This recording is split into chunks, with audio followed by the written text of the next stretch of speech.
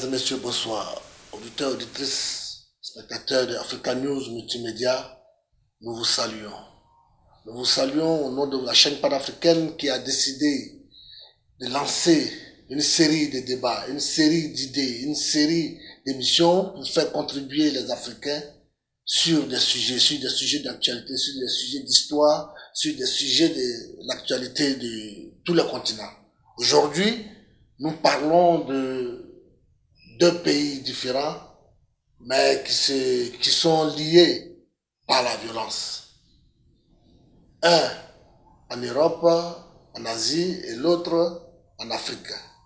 Nous vous parlons ce soir de la mort et de l'assassinat du journaliste saoudien Jamal Khashoggi, qui a été assassiné au consulat de l'Arabie Saoudite en Turquie.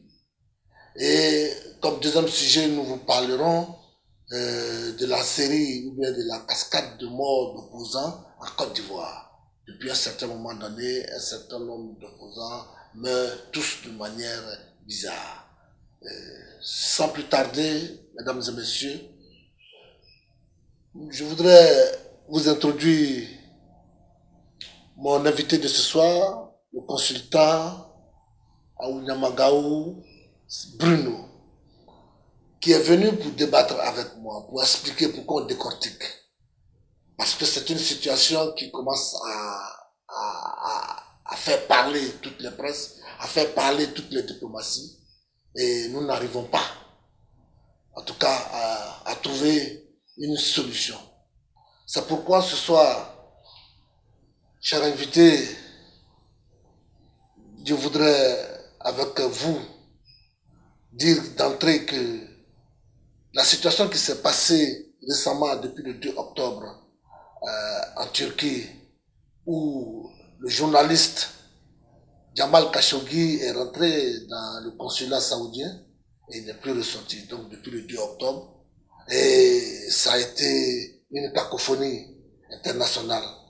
On a vu les autorités saoudiennes refuter catégoriquement, ensuite reconnaître, ensuite revenir. Et nous avons eu accès à un certain nombre d'images qui nous ont choqués. Mais ces images-là n'ont jamais été aussi démenties. Mais nous sentons qu'il y a une sorte de repli, une sorte de balbutiement de toutes les chancelleries internationales. Aux États-Unis, en France, on ne sent pas la protestation parce que c'est l'Arabie Saoudite, on ne sait pas. Quelle est votre première impression?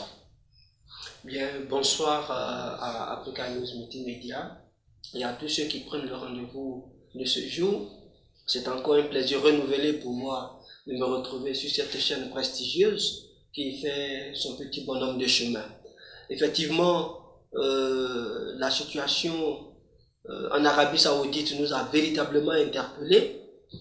Nous avons suivi au même titre que tous ceux qui se sont scotchés sur les chaînes internationales le développement de cette affaire, qu'on va dire macabre, cette affaire qui ne fait pas honneur à la race des humains, qui ne fait pas honneur au pays, entre guillemets, dits développés.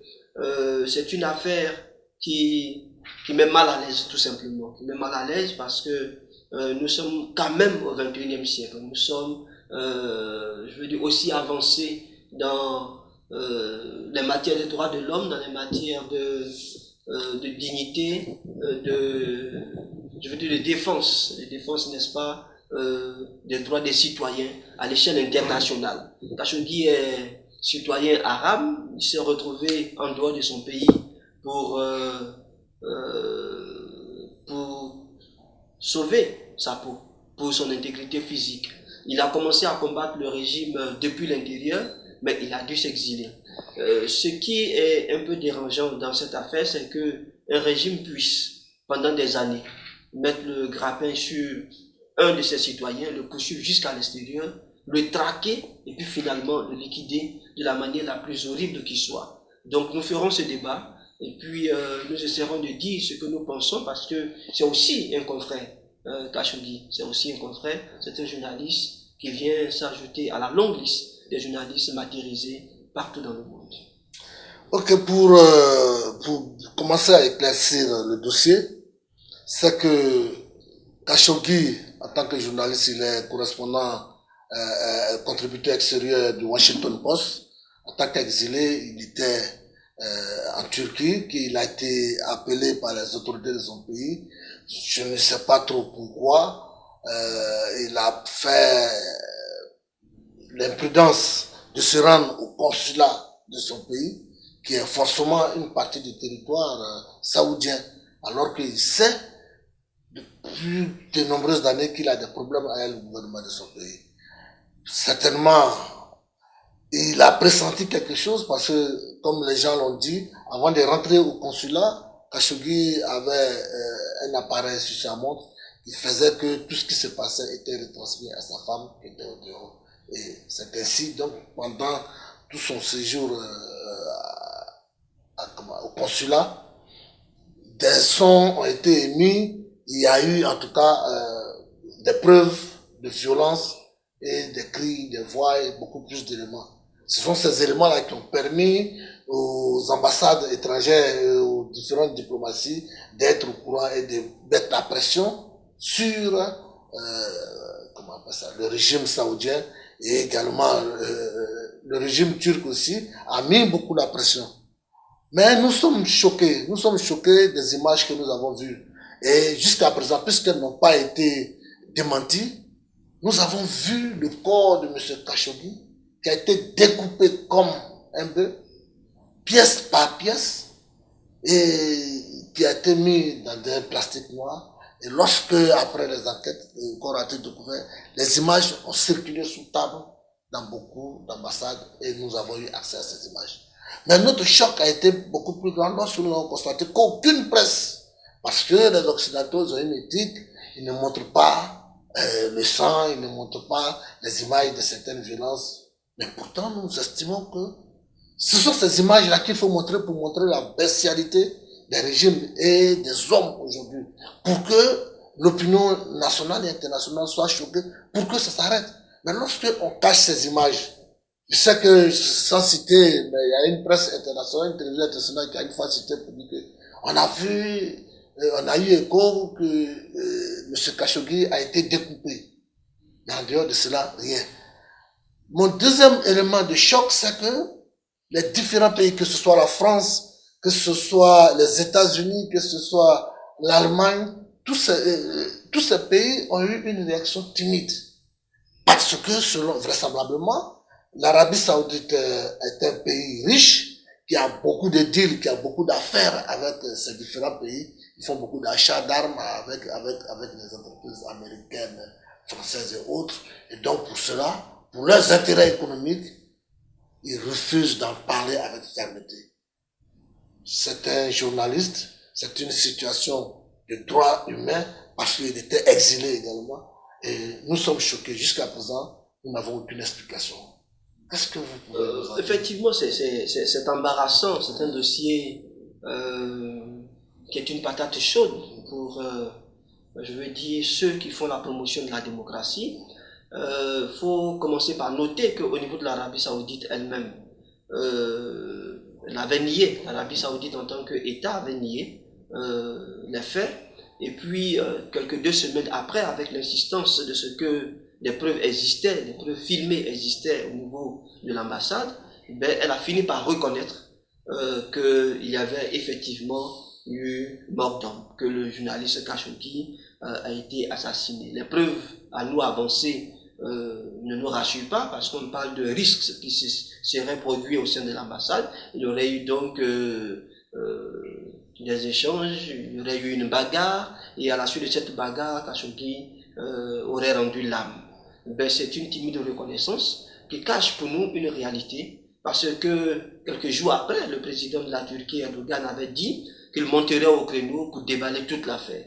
On a attendu Erdogan, ça a été un rendez-vous manqué, parce que en réalité, il est revenu sur tout ce que nous avions comme élément. Il n'y a pas eu donc de déballage. Alors, qu'est-ce qui peut amener, je veux dire, ces grandes nations à ne pas déballer, à ne pas dire exactement ce qui se passe? Effectivement, vous avez parler de l'Arabie Saoudite qui est quand même un grand producteur mondial de pétrole, qui est un actionnaire dans beaucoup d'économies des pays occidentaux et donc qui pèse. Et au nom peut-être de ce poids, la vérité n'a pas encore été suffisamment dite et certainement qu'elle ne sera pas dite. Nous soulevons ce débat au niveau de l'Africa News Multimédia pour attirer l'attention, je veux dire, des organisations des droits de l'homme. Surtout, à prendre à bras le corps cette affaire pour essayer d'apporter le plus de lumière. Parce que ça se passe en Arabie Saoudite, mais l'Arabie Saoudite fait partie aussi d'un ensemble de pays qui sont les pays arabes, n'est-ce pas? Pays au sein desquels nous avons constaté depuis un certain moment, et nous l'avons mis en exergue, nous l'avons mis en lumière au cours des émissions précédentes, le monde arabe semble être en déphasage avec les droits de l'homme au niveau international. Les pays arabes, nous avons parlé du Liban, nous avons parlé du Koweït, nous avons parlé de la Libye qui a été en début d'année le pays par lequel on a commencé à regarder un peu ce que c'était que les droits de l'homme du côté des pays arabes. Aujourd'hui, nous nous inquiétons encore davantage et nous demandons donc à tout ce qu'il y a comme organisation humaine crédible dans notre société, dans notre communauté humaine, de pouvoir donc, je veux dire, monter au créneau pour que la vérité soit sûre une bonne fois pour toutes et que je veux dire, ces choses soient condamnées au niveau des organisations des droits de l'homme, mais au niveau aussi des États, n'est-ce pas? Il faudra aussi ajouter que notre choc est d'autant plus grand que nous voulons profiter de cette occasion pour mettre le doigt sur un certain nombre de faits. Nous sommes dans un monde où les gens sont habitués à tuer impunément, où les gens sont habitués à tuer en masse, mais à toujours cacher la vérité des peuples. Aujourd'hui, nous parlons du cas de ce journaliste, mais le silence qu'ils font sur cette barbarie, le silence, le blackout que les chancelleries font en prenant cette affaire comme un problème de seconde zone, nous voulons en profiter pour dire qu'ils le font à bon escient. Nous sommes dans un monde où c'est le capital qui domine. Et tout ce qui peut gêner leurs affaires, ils gênent ou bien ils cachent ces affaires. Deuxièmement, nous voulons aussi dénoncer que ces nations qui sont en jeu ici, la France, les États-Unis, l'Allemagne, le Canada, la Grande-Bretagne et autres, ce sont ces nations-là qui transportent, qui colportent la guerre à travers le monde. Ils sont déjà habitués à voir les gens mourir en masse.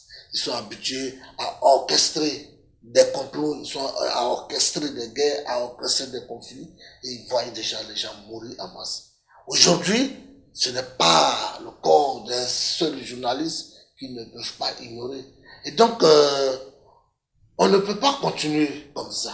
On ne peut pas continuer comme ça. Il faut un jour mettre un haut là. Il faut mettre un haut là à cette culture de la violence, à cette culture du sang et à cette culture du mépris d'impunité pour l'être humain. Et vraiment, c'est une situation qu'il faut dénoncer et c'est pourquoi nous nous élevons avec véhémence pour dénoncer ce crime-là. Ça peut être un journaliste africain, ça peut être un journaliste européen, mais quoi que ce soit, ce crime est trop odieux que ça se passe dans un consulat. Et il va falloir un jour que la France arrête de tourner en rond parce que Macron dit qu'ils veulent encore savoir d'autres vérités. Pourtant, ils savent tout. Les États-Unis menacent, après ils font la fine bouche et c'est calme. Le Canada menace, mais en tout cas jusqu'à présent il n'y a rien, il n'y a aucune sanction qui peut être prise. Ils ont tout fait pour pouvoir expliquer que le prince saoudien, le prince héritier n'est pas au courant.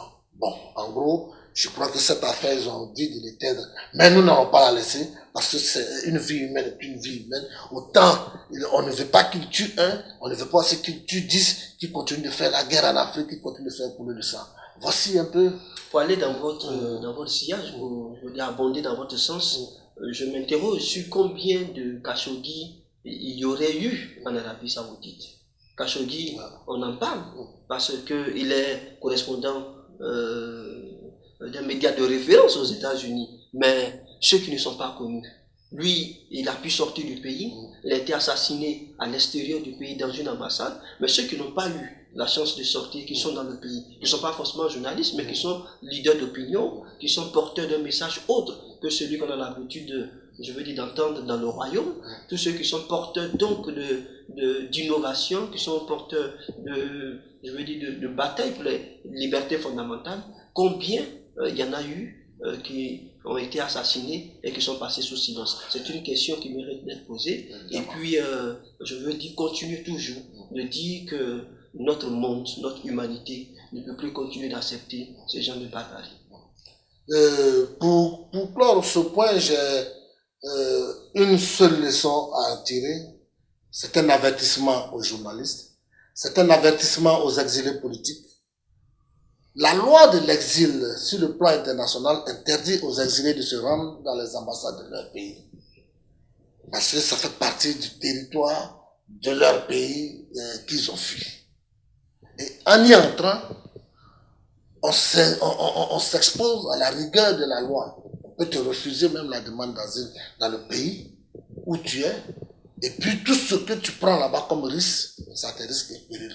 Voici un cas. Il y a beaucoup d'exilés à travers le monde.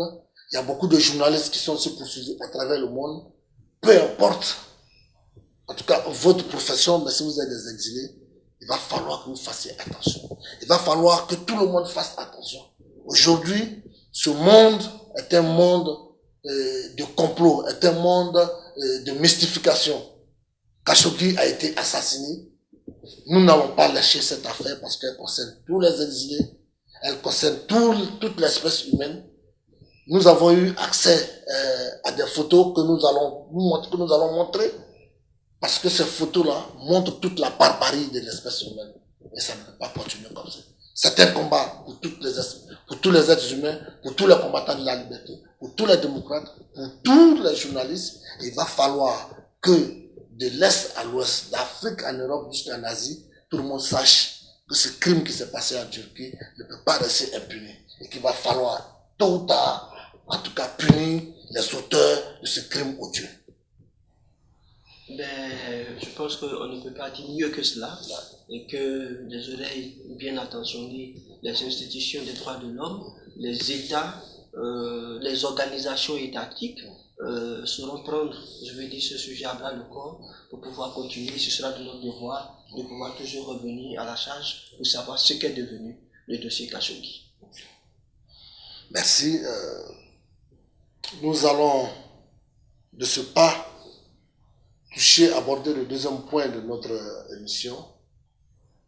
Dialogue panafricain ce soir a décidé de régler un cas ou alors entamer un dossier qui est brûlant sur un pays qu'on appelle la Côte d'Ivoire en Afrique de l'Ouest. On a constaté récemment que des opposants, que des hommes politiques de premier plan sont morts en cascade en Côte d'Ivoire. Beaucoup, ces dernières années, que ce soit des exilés pro-Gbagbo, à des opposants FPI qui sont à l'intérieur de la Côte d'Ivoire, ou des cadres du PDCI, mais tous ont la particularité d'avoir un antécédent avec le régime Alassane Dramane Ouattara. Donc nous constatons que Zadi Kessi, qui est un haut cadre du PDCI, malgré que son parti soit un parti qui a été allié jusqu'à récemment au RDR, il ressort qu'aujourd'hui ce monsieur est en train de mourir à petit feu parce qu'il aurait été victime d'un empoisonnement. Monsieur Wassena Kone, ancien général de l'armée ivoirienne, qui est aussi un cadre, un vice-président du PDCI, aurait été était parti au nord de la Côte d'Ivoire à des obsèques et où il aurait été victime d'empoisonnement. Aujourd'hui, il a été transporté en France où il suit des soins. Dagobert Banzio, un autre cadre du PDCI, qui était ministre, qui a été débarqué il y a quelques années de son poste, il aurait été lui aussi encore empoisonné. Aujourd'hui, tout près de nous récemment, il y a le général Kassaraté qui est mort. Il est mort, il aurait été, selon les informations, il aurait été victime d'un empoisonnement. Et aussi encore, Ndori Raymond, un autre cadre du Front populaire ivoirien, qui est cardiologue de son état, est aussi mort d'AVC. Gaumont Diagou, un opposant du Front populaire, membre du Front populaire ivoirien qui est en exil au Ghana, est aussi mort en exil, condition du groupe, et il en est ressorti qu'il serait mort de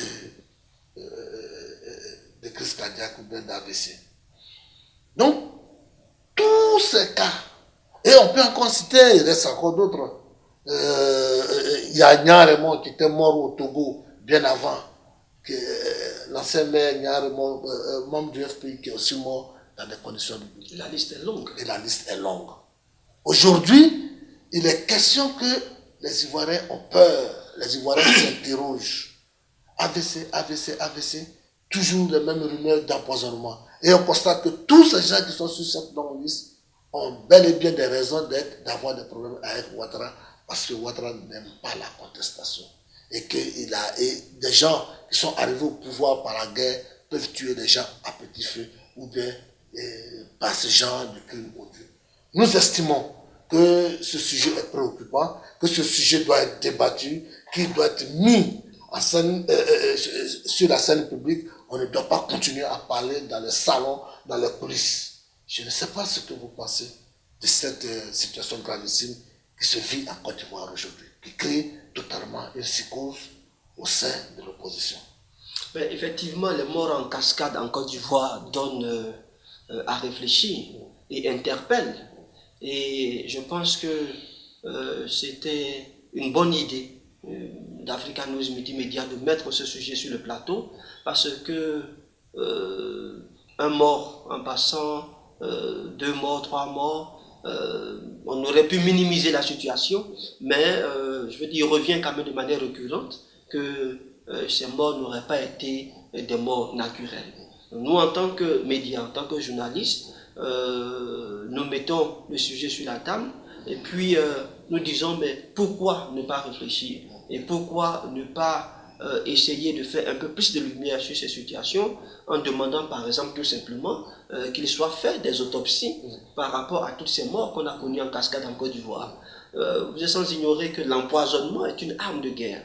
En temps de guerre, on empoisonne des sources d'eau, on empoisonne des sources de ravitaillement. L'empoisonnement fait partie, je veux dire, des armes qu'on utilise pour tuer massivement.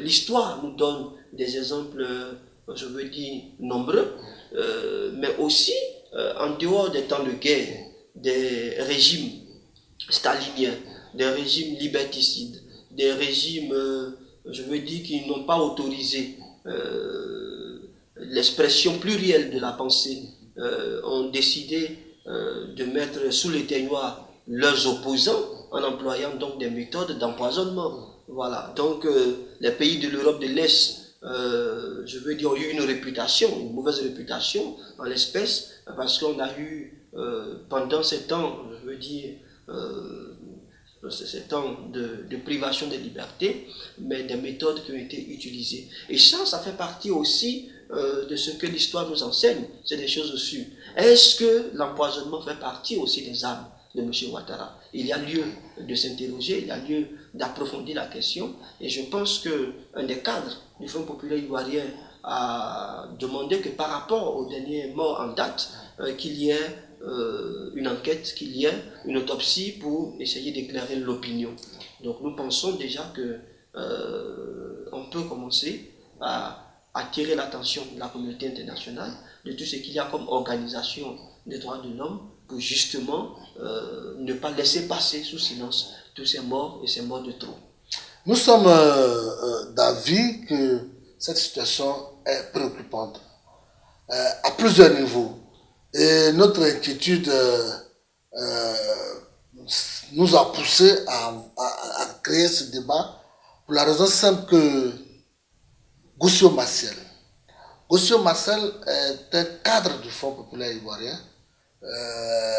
Peu importe la tendance du FPI dans laquelle il est aujourd'hui, qu'il soit avec Afin Guissan, mais Goussio Marcel est un cadre ivoirien qui a aussi une réputation derrière lui d'avoir été dans sa vie quelqu'un de généreux avec beaucoup de ses amis, d'avoir été un combattant. Et aujourd'hui, on sait qu'en Côte d'Ivoire, même tous les cadres ivoiriens qui peuvent avoir un esprit patriotique, qui peuvent s'inquiéter d'une façon ou d'une autre de la conduite aujourd'hui de notre pays par Ouattara, deviennent automatiquement des cibles. C'est la mort de Marcel Gossio qui nous a choqués, qui a choqué plus d'un Ivoirien et qui se sont rappelés que Marcel Gossio était à l'enterrement de Undoyi Raymond, un autre cas de Fonds populaire qui est seulement décédé la semaine dernière, le week-end dernier, qui a été enterré chez lui. Et Marcel Gossio était à cet enterrement. Donc la semaine qui suit, c'est-à-dire cette semaine, ce lundi, Marcel Gossio décède. Sans qu'on ait déjà oublié qu'il n'y a pas longtemps que Passaraté lui aussi a été est tombé. Pour nous, c'est le début d'un questionnement, c'est le début d'une inquiétude. Nous disons tout ce que le peuple ivoirien aujourd'hui pense très bas. Les gens ont peur, les gens commencent encore à se méfier, les gens commencent à se demander si on peut avoir confiance, si on peut manger avec quelqu'un encore, si on peut boire avec quelqu'un encore, si on peut s'amuser à sortir et à s'oublier les uns dans les mains des autres.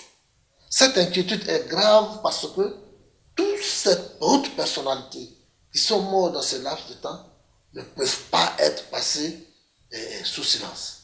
Et c'est pourquoi, pour nous, c'est clair que ce régime qui court tout droit dans le mur, les yeux fermés, les oreilles fermées, qui n'entend plus rien, ce régime a quelque chose à voir là-dedans. Nous invitons qu'effectivement les parents biologiques comme les parents politiques de tous ces morts pensent à des autopsies, pensent à dire ce qu'ils savent déjà, parce que déjà, il y a beaucoup de choses que les gens savent, mais qu'ils n'osent pas les dire.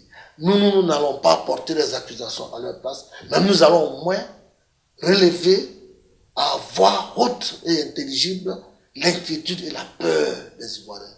Ce régime-là, il tue des gens en masse. On se rappelle du génocide, ouais.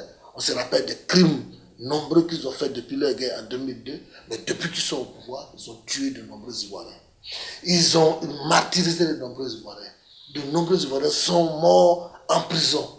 Ceux-là encore, j'allais oublier, leur liste est longue, on ne peut pas tous les citer ici. Mais tous morts dans des conditions exécrables. Suite à des tortures, suite à des empoisonnements, suite à des maladies. Et aujourd'hui, cette psychose ne peut que grandir. Il faut que les Ivoiriens, les Africains fassent véritablement un stop à ce régime. Fassent un stop à cette cascade. Et la seule façon de mettre un arrêt à cela, c'est de poser des questions et c'est de trouver des solutions. Par des autopsies, par des enquêtes formellement menées et que ces résultats soient connus pour qu'on arrête enfin ce régime de la mort. Vous avez évoqué tout à l'heure les cas d'empoisonnement en prison. Il y a eu une affaire qui avait défrayé la chronique en son temps, pour lequel des personnes s'étaient insurgées, avaient parlé d'empoisonnement. Ce détenu qui est décédé, proche donc, du président Laurent Gbagbo, avait été envoyé dans un hôpital pour ses soins. Et après, il y a eu donc plusieurs personnes, plusieurs tentatives de preuves pour parler d'assassinat. Il y a eu donc l'État ivoirien qui a réagi par rapport à, je veux dire, aux informations qui couraient sur les réseaux sociaux. Il a démenti l'information, mais il y a eu plusieurs contradictions. Je pense que c'est le moment de pouvoir revenir sur ces affaires qui mettent mal à l'aise, mais aussi, vous savez, il y a une dizaine, sinon un peu plus d'années en arrière, quelqu'un aussi qui n'est plus, qui était un compagnon de Alassane Dramane Ouattara, l'honorable député Mamadou Ben Soumaoro, qui lui aussi en Côte d'Ivoire avait en son temps entamé une tournée publique, donc dans des espaces bien reconnus, et avait sorti ce qu'on avait appelé en son temps un dossier en béton, dans lequel il incriminait le président Alassane Dramane Ouattara d'avoir empoisonné l'ancien gouverneur de la BCAO, Abdoulaye Fadiga, d'avoir empoisonné le fondateur, le président du RDA, Jenny Kobina, et il avait une liste à sa disposition de personnes qui auraient été empoisonnées par Alassane Dramane Ouattara et son épouse Dominique Nouvian. On se retrouve dans une situation où c'est aujourd'hui Alassane Dramane Ouattara qui est aux commandes.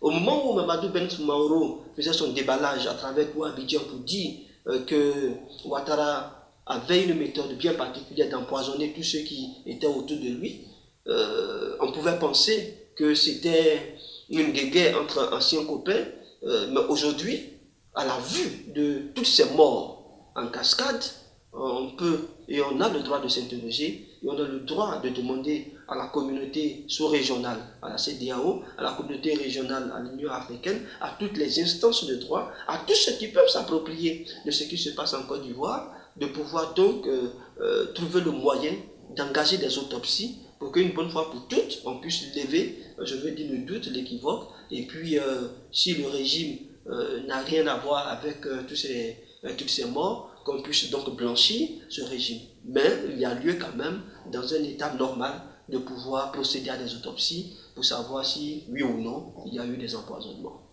Oui, moi je voudrais rassurer que notre objectif premier, c'est de faire la lumière.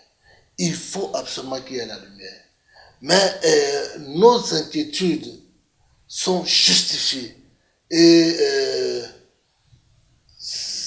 nos inquiétudes sont tellement légitimes que nous avons déjà de nombreux cas. Parce que l'objectif du régime, ou les habitudes de M. Ouattara et de sa bande, c'est de tuer.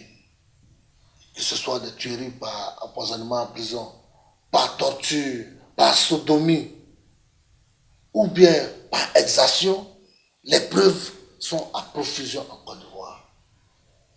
Nous avons le cas du génocide. Ouais, qui s'est passé en Côte d'Ivoire.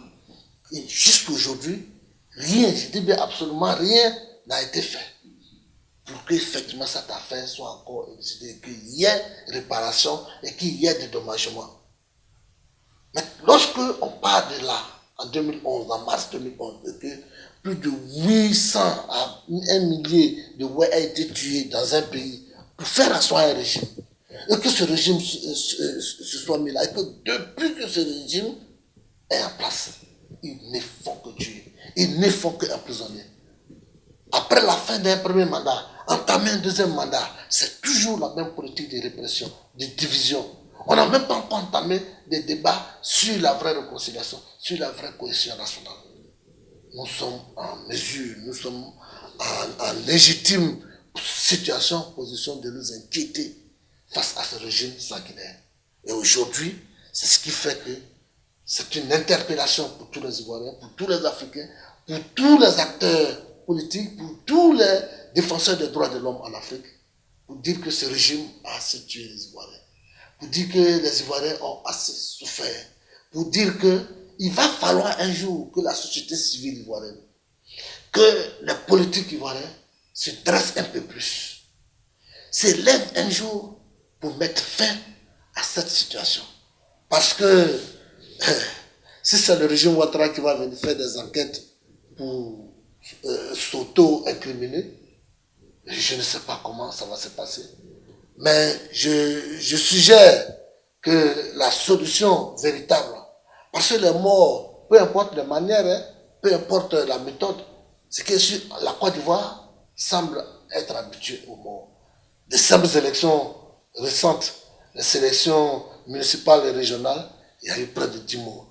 En tout cas, que ce soit à l'occasion d'un match de football, ou bien à l'occasion d'une fête, ou à l'occasion d'une bagarre, la finalité est qu'en Côte d'Ivoire, il y a maintenant trop de morts. Pour un oui ou pour un non, il y a des morts en Côte d'Ivoire, mais il faut que cette série de morts s'arrête. Pour moi, c'est le plus important. Et pour que cette série de morts s'arrête, il faut que la cause fondamentale de cette mort soit mise hors d'état de nuire. C'est bel et bien le régime Ouattara. Et c'est vraiment notre inquiétude, c'est vraiment cet appel solennel que nous voulons lancer aux uns et aux autres. Si le régime ne veut pas s'arrêter, il faut l'arrêter. Moi, je voudrais, au-delà de tout ce qui a été dit, interpeller les familles elles-mêmes.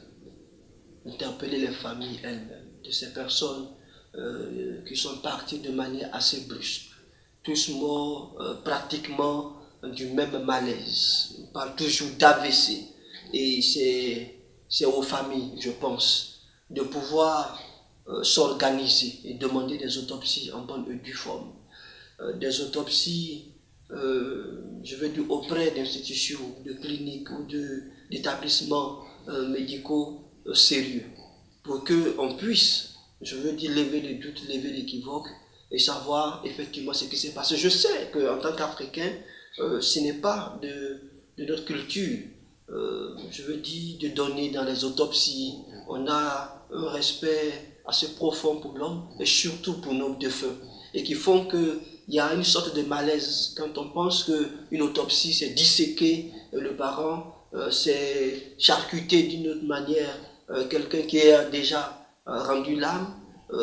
Les Africains, je veux dire, ne sont pas trop portés sur les autopsies, mais par rapport à la situation qui prévoit en Côte d'Ivoire, moi je voudrais interpeller toutes les familles, interpeller les familles de Gossio Marcel, de Abondori Raymond, de ceux qu'on a connus, pour que justement ils puissent avoir de la part de ces personnes des démarches pour produire des autopsies, pour rassurer les militants, pour rassurer les Ivoiriens, qui sont, comme vous l'avez dit tout à l'heure, un peu embrasés ou emportés ou englués dans cette série de morts, pas seulement liés à des hommes politiques, mais à des faits ici et là. Trop de morts, il faut quand même apporter, je veux dire, un peu plus de lumière et faire ces autopsies.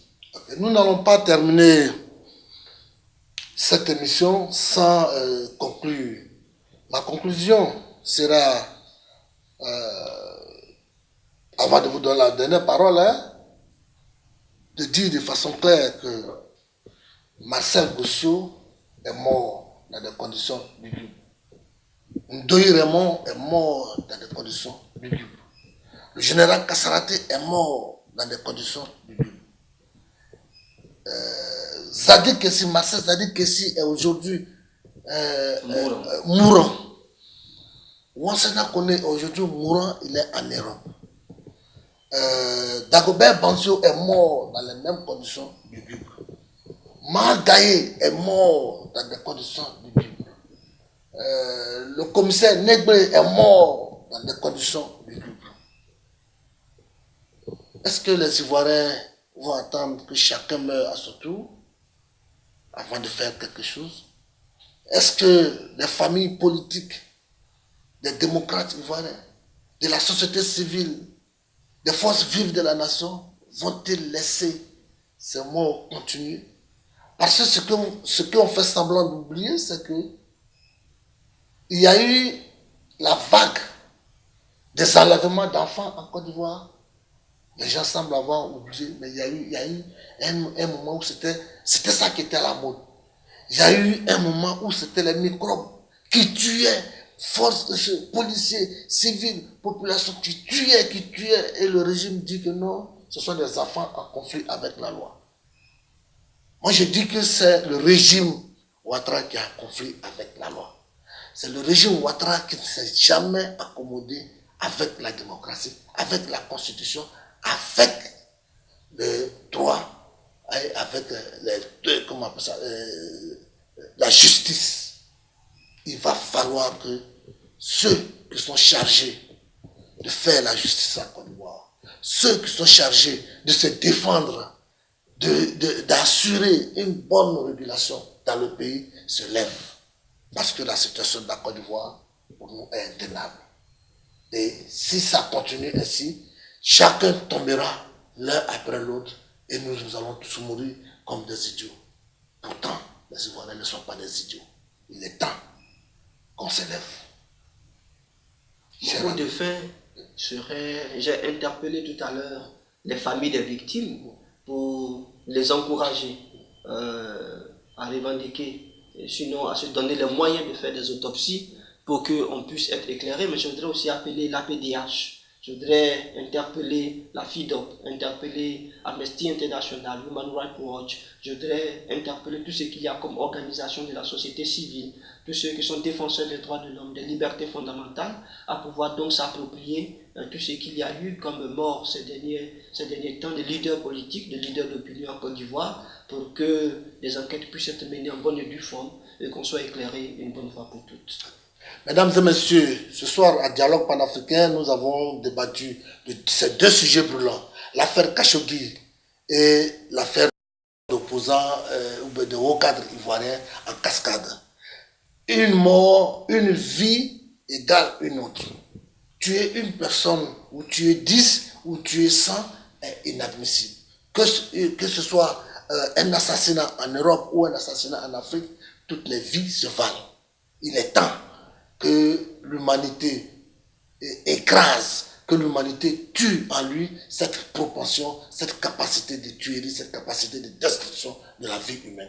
Il est temps que les êtres humains, que notre humanité aujourd'hui qui se déshumanise, arrête de faire la promotion de la violence, du sang, de la guerre et des armes.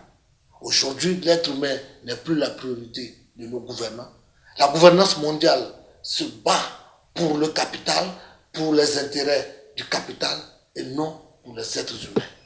Et il va falloir que les êtres humains, qui sont le centre d'intérêt véritable de toute société, se dressent contre ces régimes, se dressent contre ces pratiques, se dressent contre cette culture de barbarie qui nous domine désormais.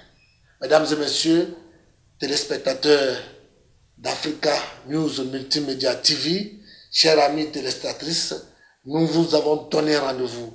C'est un rendez-vous quotidien, c'est un rendez-vous permanent pour la vérité, pour la lutte de la démocratie, pour la lutte pour le panafricanisme, pour la lutte pour la justice dans le monde. Nous n'allons pas nous arrêter de sitôt. Aujourd'hui, c'était la Turquie et la Côte d'Ivoire. Demain, ce serait une autre situation, ce serait un autre table là. Merci d'avoir été avec nous. Merci de nous avoir suivis. Bonne soirée et à bientôt.